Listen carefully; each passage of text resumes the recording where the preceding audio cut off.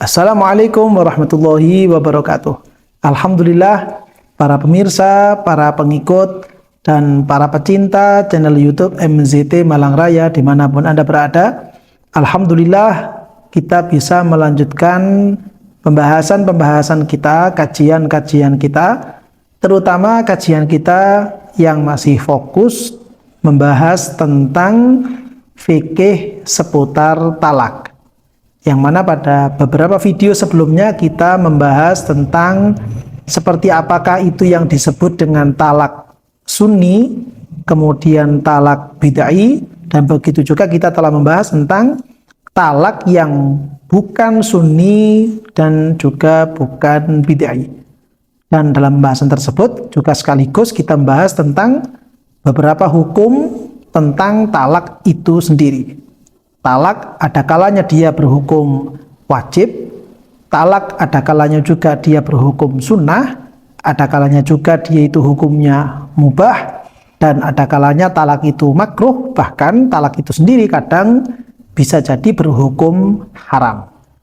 Sebagaimana juga yang telah kita singgung bersama pada beberapa video tersebut, bahwa seperti yang diterangkan oleh Syekh Al-Bujairami dalam hasyiah beliau terhadap kitab Iqna, bahwa seberapapun talak itu dianjurkan, walaupun itu yang wajib sekalipun, namun menurut beliau dalam hal ini tidak kemudian bisa menyebabkan munculnya pahala bagi si suami yang menjatuhkan talak kepada istrinya.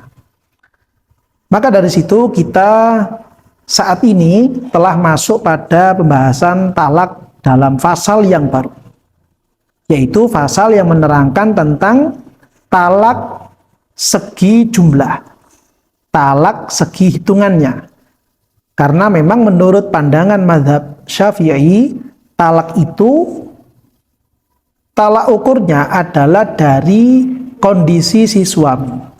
Ketika si suami itu adalah seorang laki-laki yang merdeka, maka dia memiliki wewenang memberikan talak kepada seorang istrinya maksimal hanya sampai 3 kali talak. Dan ketika si laki-laki atau si suami itu kondisinya adalah seorang budak, maka maksimal suami yang seperti ini bisa memberikan talak, bisa menjatuhkan talak kepada istrinya maksimal hanya sampai 2 kali talak. Artinya, ketika seorang suami, terutama ketika suami ini adalah orang yang merdeka, sebagaimana seluruh manusia di muka bumi ini pada hari-hari yang sekarang, karena memang perbudakan itu telah dihapus dan sudah tidak ada budak lagi, maka setiap suami, dia itu hanya memiliki 3 talak untuk setiap istrinya. Maksudnya ketika talak yang dijatuhkan oleh si suami kepada si istri itu lebih dari 3, maka sebenarnya dia atau si istri ini sudah bukan istri si suami tersebut. Dia sudah menjadi orang yang lain. Sehingga ketika ini sudah menjadi orang lain, maka si laki-laki ini sudah tidak boleh lagi kumpul satu atap atau bahkan satu kamar, bahkan tidur satu ranjang dengan seorang perempuan yang telah ditalak sampai 3 kali. Karena memang maksimalnya seorang suami itu dia hanya memiliki batas maksimal 3 kali mentalak istrinya. Dan kenyataannya berapa banyak kita menyaksikan, berapa banyak kita mendengar ada seorang suami yang dia itu sering menjatuhkan talak kepada istrinya, bahkan sudah lebih dari 3 kali. Dan ini perlu diwaspadai, ini perlu untuk dihati-hati bahwa ketika seorang istri itu sudah ditalak lebih dari 3, maka sebenarnya si perempuan tersebut atau si istri tersebut sudah bukan istrinya lagi. Si perempuan itu atau si istri ini bisa kembali menjadi istrinya suami yang telah menjatuhkan talak 3 kali kalau si istri itu sudah menikah dengan laki-laki lain dan kemudian terjadi hubungan badan antara si perempuan dengan suami barunya tadi, dan kemudian ada talak dari suami yang baru, dan si istri itu juga sudah melewati masa iddah dari talak suami yang baru. Jika belum seperti itu, belum dinikah oleh laki-laki lain, belum terjadi hubungan badan antara mereka berdua, belum jatuh talak dari suami yang baru, belum melewati masa iddah, maka perempuan ini masih belum bisa menikah, belum bisa kembali kepada suami yang pertama. Hal ini perlu untuk dipahami, perlu untuk dimengerti, terutama kepada seluruh pasangan suami istri, supaya tidak gegabah, supaya tidak dengan mudah menjatuhkan talak kepada istrinya masing-masing. Karena maksimal hanya sampai 3 kali saja. Untuk lebih jelasnya dan lebih detailnya tentang pembahasan ini, mari kita baca dan kita simak bersama-sama keterangan dari kitab Fathul Qorib. Seperti apakah kira-kira yang disampaikan oleh kitab Fathul Qorib? Mari kita baca dan kita ulas bersama-sama. Yaitu dalam hal ini beliau menyatakan faslun fi hukmi tolakil hurri wal abdi wa ghairi dzalik. Pasal ini menerangkan tentang hukum talak dari seorang suami yang merdeka. Begitu juga hukum talak dari seorang suami yang kondisinya adalah seorang budak, seorang hamba sahaya. Wa ghairi dzalik, dan juga menerangkan pasal ini membahas tentang hukum-hukum atau ketentuan-ketentuan selain talaknya suami merdeka atau talaknya suami yang dalam keadaan budak. Yaitu nanti di situ akan ada pembahasan tentang istisna atau pengecualian di dalam sigot talaknya, dan begitu juga tentang taklek atau penggantungan talak yang dimunculkan oleh pihak suami, atau mungkin biasanya kalau di daerah kita di Indonesia ini di buku nikah itu di halaman yang paling belakang di situ ada tulisan sigot taklek, dan nanti seperti apa hukum-hukumnya juga akan dibahas pada pasal yang kali ini sedang kita baca. Begitu juga dengan syaratul mahal atau istri yang akan ditalak itu nanti syarat-syaratnya seperti apa juga menjadi salah satu pembahasan pada pasal ini. Begitu juga dengan syurutul mutollik atau syarat-syaratnya laki-laki, syarat-syaratnya suami yang dia akan menjatuhkan talak kepada istrinya. Harus laki-laki yang seperti apa syarat-syaratnya, itu juga akan menjadi pembahasan pada pasal kali ini. Itu keterangannya, judul keterangan pasal yang akan kita baca pada video saat ini. Kemudian beliau Syekh Al-Qadhi Abu Syuja Al-Asfahani dan juga Syekh Muhammad bin Qasim Al-Ghazi memberikan keterangan, wa yamliku zauju al-hurru ala zaujatihi walau kanat amatan salasatat liqatin. Yang artinya seorang suami ketika suami ini adalah seseorang yang merdeka, ya, dia bukan seorang budak sebagaimana kebanyakan atau hampir semua laki-laki yang ada di muka bumi ini pada hari-hari yang sekarang. Suami-suami yang seperti ini dia itu yamliku salasatat liqat. Dia memiliki 3 talak ala zaujatihi, atas istrinya. Walaupun misalkan istri yang dia miliki ini adalah amatan, walaupun istri yang dia punya ini adalah seorang budak.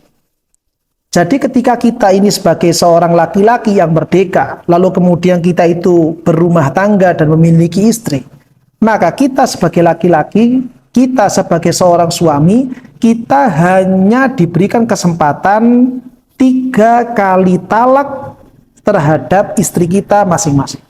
Tidak lebih dari itu. Ketika sudah pernah jatuh talak sampai 3 kali kepada seorang istri, maka istri tersebut sudah tidak lagi menjadi istri kepada laki-laki yang telah menjatuhkan talak hingga 3 kali.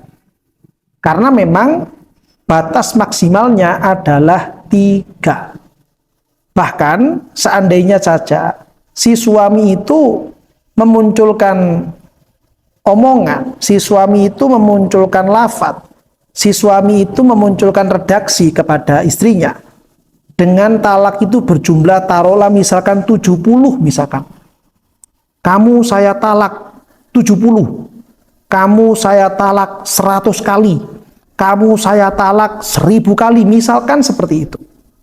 Maka yang tetap menjadi talak adalah yang 3. Karena memang maksimalnya talak seorang suami merdeka kepada istrinya itu hanya sampai 3. Maksimalnya hanya 3. Ketika angka maksimal ini telah tercapai, angka maksimal ini telah terjadi, maka si perempuan atau si istri yang telah ditalak itu sudah tidak lagi menjadi istri laki-laki yang telah mentalaknya. Dan talak 3 ini yang kemudian memunculkan konsekuensi berupa si perempuan sudah bukan istrinya lagi, diistilahkan dengan sebutan bain kubro, yaitu terputusnya ikatan pernikahan antara si laki-laki dengan si perempuan. Walaupun nanti si perempuan setelah terputus ikatan pernikahannya ini, dia tetap wajib untuk melewati yang namanya masa iddah. Namun fokusnya bukan dalam masa iddahnya tersebut, karena nanti masalah iddah ini akan ada pembahasan sendiri setelah kita akan membahas tentang masalah li'an. Fokus kita pada pembahasan kali ini adalah kita perlu menyadari, kita perlu mengerti, kita perlu memahami bahwa seorang suami yang merdeka dia hanya memiliki 3 kali talak untuk satu orang istrinya. Seandainya saja seorang suami itu menjatuhkan talak 1 kepada istrinya, berarti si suami ini atau si laki-laki ini dia masih memiliki 2 kesempatan melakukan talak. Dia masih memiliki 2 jatah talak kepada istri yang telah ditalak 1 tersebut. Sehingga misalkan telah terjadi 1 kali talak, lalu kemudian si istri ini dirujuk karena mungkin masa iddahnya masih belum habis, atau mungkin masa iddahnya sudah habis, lalu kemudian si perempuan ini menikah lagi dengan si mantan suaminya, maka talaknya masih tetap tersisa 2. Bukan kemudian kembali menjadi 3 gara-gara telah rujuk atau gara-gara sudah dinikah lagi. 1 laki-laki terhadap 1 perempuan ketika telah terbangun ikatan pernikahan, maka jatah talaknya hanya 3. Entah itu nanti telah jatuh 1 lalu kemudian terjadi rujuk, atau mungkin sudah terjatuh talak 1 kemudian terjadi pernikahan baru terhadap seorang istri tersebut. Sudah menjadi hal yang kita pahami juga bahwa ketika ada seorang istri itu ditalak oleh suaminya, lalu kemudian si istri ini masih dalam masa-masa iddah, yaitu 3 kali masa suci. Jika seandainya masih dalam masa iddah seperti ini, maka si suami masih punya kesempatan untuk rujuk. Artinya rujuk itu kembali memunculkan ikatan rumah tangga. Mereka berdua menjadi suami istri lagi. Ini masih bisa dirujuk selama perempuan atau istri tersebut masih dalam masa iddah. Namun jika seandainya si istri ini sudah melewati masa iddah, dia sudah melewati 3 kali masa suci, maka si suami tidak bisa melakukan rujuk. Jika seandainya si suami ini ingin kembali berumah tangga dengan perempuan yang telah ditalaknya tadi itu, maka si suami ini harus melakukan akdun jadid, harus melakukan akad nikah yang baru. Kenapa harus melakukan akad nikah yang baru? Karena si istri atau mantan istrinya tadi itu, dia sudah melewati masa iddahnya, yaitu 3 kali masa suci. Nah, ketika si suami ini sudah kembali rujuk dengan istrinya, atau si suami itu sudah melakukan akad baru dengan istrinya, maka mereka kembali menjadi suami istri. Namun, walaupun mereka itu sudah kembali menjadi suami istri, si laki-laki ini hanya tersisa 2 jatah talak saja. Walaupun sudah terjadi akad nikah yang baru. Kenapa demikian? Karena si laki-laki ini sebelumnya sudah pernah menjatuhkan talak kepada istrinya. Sehingga untuk perempuan ini, si istri ini atau mantan istri yang sudah kembali lagi ini, dia tinggal tersisa 2 kali talak. Karena yang 1 sudah terlaksana. Begitu juga seterusnya, seandainya setelah menikah atau seandainya sudah melakukan rujuk, di pertengahan perjalanan bahtera rumah tangga, si suami ini menjatuhkan talak lagi misalkan. Menjatuhkan talak 1 kali lagi. Maka karena sudah ada talak yang kedua ini, maka si laki-laki, si suami, dia tinggal 1 jatah talak lagi. Karena 2 talaknya sudah dijatuhkan kepada si istri. Jatah talaknya dia, kesempatan talaknya si suami hanya tinggal 1. Seandainya setelah si suami itu mentalak istrinya, lalu kemudian terjadi rujuk atau terjadi aqdun jadid, terjadi akad nikah yang baru, sehingga kemudian mereka ini kembali menjadi suami istri. Jika seandainya kemudian si suami menjatuhkan talak untuk yang ketiga kalinya, maka si istri ini sudah tidak sebagai perempuan, bukan sebagai istrinya si suami. Dia sudah menjadi perempuan yang lain. Bahkan bukan cuma itu, karena sudah terjadi talak yang 3 kali, si suami sudah tidak bisa lagi melakukan rujuk. Dan si suami juga tidak bisa serta-merta melakukan aqdun jadid. Harus ada muhallil yang menikahi mantan istrinya ini. Ada laki-laki lain yang menikahi perempuan ini. Setelah dinikah, lalu kemudian dengan urutan-urutannya muhallil, dan nanti akan ada keterangannya sendiri, dan sudah diceraikan dan sudah melewati masa iddah, barulah kemudian si istri ini bisa kembali kepada mantan suaminya jika memang ingin menjalin rumah tangga lagi. Namun jika tidak ada muhallil, tidak dinikah dengan laki-laki lain, maka si suami dengan si istri ini tidak boleh 1 rumah, 1 kamar, 1 ranjang, karena memang mereka melakukan hal seperti itu tidak ada ikatan suami istri. Dalam masalah ini, entah itu sudah ada putusan dari pengadilan agama ataupun masih belum ada putusan dari pengadilan agama. Karena memang secara syariat talak itu adalah wewenangnya si suami. Artinya ketika si suami itu telah memunculkan kata-kata talak, maka ini sudah tetap jatuh talak walaupun tidak ada ketok palu dari pihak hakim untuk mengesahkan talak tersebut. Bahkan mohon maaf, seandainya si suami itu menjatuhkan talak kepada istrinya sampai talak 3. Lalu setelah terjadi talak 3 dari lesan si suami, istrinya ini kemudian mengajukan atau mengurus akte cerai di pengadilan. Dan ternyata di pengadilan yang muncul keterangannya hanya talak 1. Apakah kemudian yang muktabar, apakah kemudian yang dianggap itu adalah catatan dari pihak pengadilan atau dari ucapannya si suami? Maka secara kacamata syariat yang dianggap adalah ucapannya si suami yang telah menjatuhkan 3 kali talak kepada istrinya.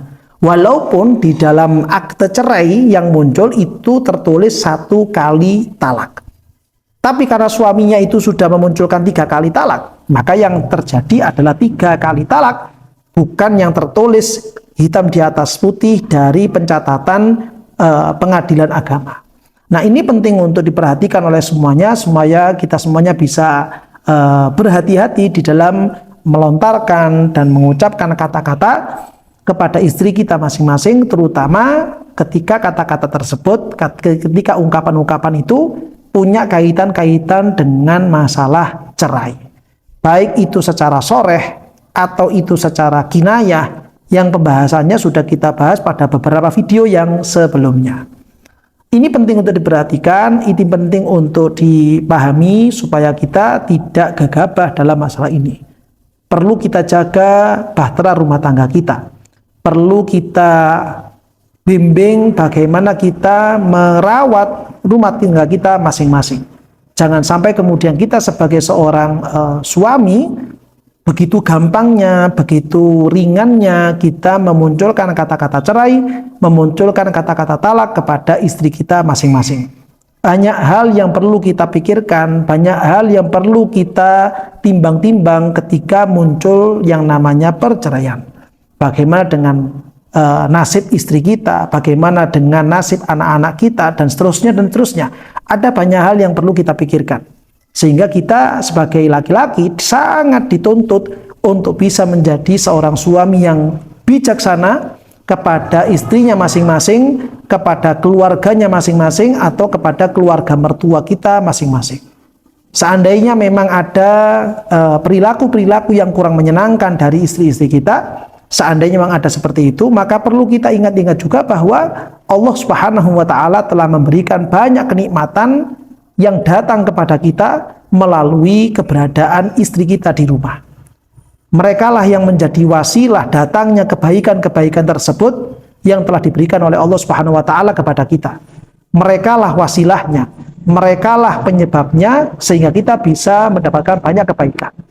Hanya saja kita sering lupa atau kita sering tidak menyadari akan kebaikan-kebaikan itu, dan lebih banyak mengingat, lebih kuat teringat dalam pikiran kita tentang keburukan-keburukan yang muncul di tengah-tengah rumah tangga kita.